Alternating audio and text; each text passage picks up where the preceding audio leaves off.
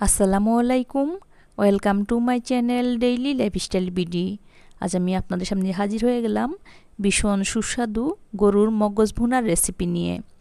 এই রেসিপিটি শেয়ার করার জন্য আমি প্রথমে একটি গরুর মগজকে পানি সেদ্ধ করে গরম পানির মধ্যে দিয়ে দিলাম। যেহেতু ডিপে রাখা ছিল সেই কারণে এটি আইস হয়ে গিয়েছে। আমি আইস হওয়ার কারণে 2 মিনিটের মতো সেদ্ধ করব। যদি আইস না হতো তাহলে 1 মিনিটের মতো আমাকে এটা সেদ্ধ করলেই হয়ে যেত। আমি 2 মিনিট একটু সময় নিয়ে যাতে আইসটা প্রথমে ছুটে যায় সেই কারণে ভালোভাবে সেদ্ধ করব। আমি একটু ভেঙে ভেঙে দিচ্ছি আইসটাকে।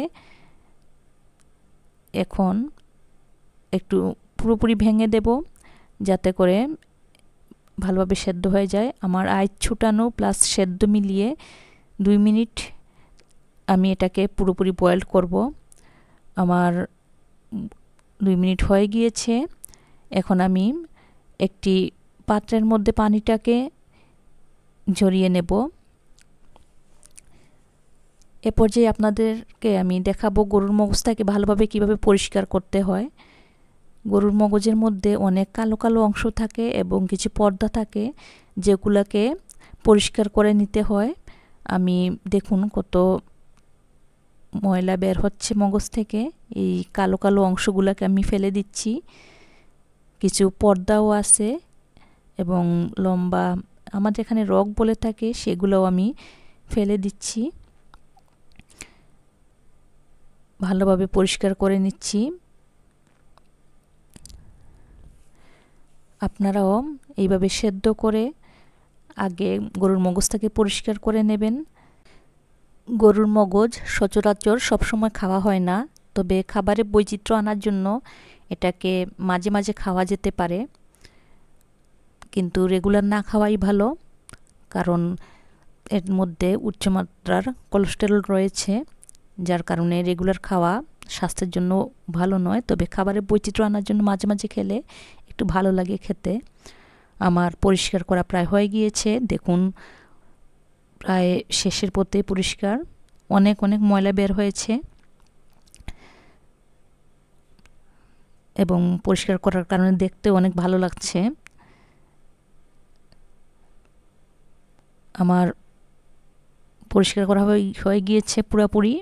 এখন আমি একটি পাত্রের মধ্যে ধুয়ে নিচ্ছি ভালো করে, ঠান্ডা পানি দিয়ে ধুয়ে নিচ্ছি। এখন আমি রান্না করার উপযোগী করে ছোটো ছোটো পিস করে নেব। আমি একটি চাকু দিয়ে ভালোভাবে ছোটো ছোটো করে টুকরা টুকরা করে নিচ্ছি।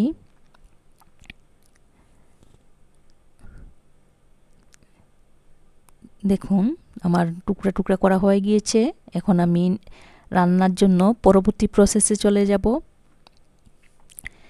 একটি কড়াইতে তেল দিয়ে দিলাম। তেলটাকে গরম করে আমি এর মধ্যে দিয়ে দিয়েছি কয়েকটি এলাচ এবং তেজপাতা, পেঁয়াজ কুচি। ভালোভাবে নেড়ে চেড়ে ভেজে নিচ্ছি।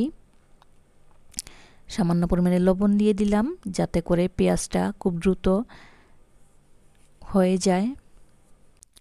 আমি পেঁয়াজটাকে ভালো করে ব্রাউন কালার করে ভেজে নিচ্ছি। মগজ রান্না করতে আসলে খুব বেশি সময় প্রয়োজন হয় না, খুব অল্প সময়ের মধ্যেই হয়ে যায়। আমি এখন অন্যান্য মশলাগুলোও দিয়ে দিচ্ছি রসুন পেস্ট পরিমাণ মতো দিয়েছি, আদা পেস্ট দিয়ে দিচ্ছি। এখন আবার নেড়ে চেড়ে আমি মশলাটাকে কষিয়ে নেব। দিয়ে দিচ্ছি হলুদ,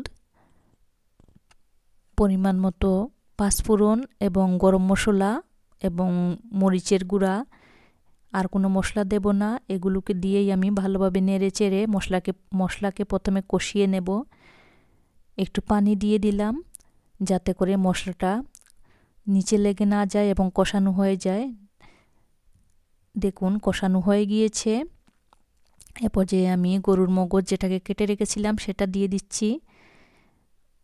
এখন ভালোভাবে নেড়ে চেড়ে কিছুক্ষণ ঢাকনা দিয়ে ঢেকে রেখে দেব, তাহলেই হয়ে যাবে। আমার রেসিপিটি যদি আপনাদের ভালো লেগে থাকে তাহলে লাইক, শেয়ার, কমেন্ট ও সাবস্ক্রাইব করে পাশে থাকবেন।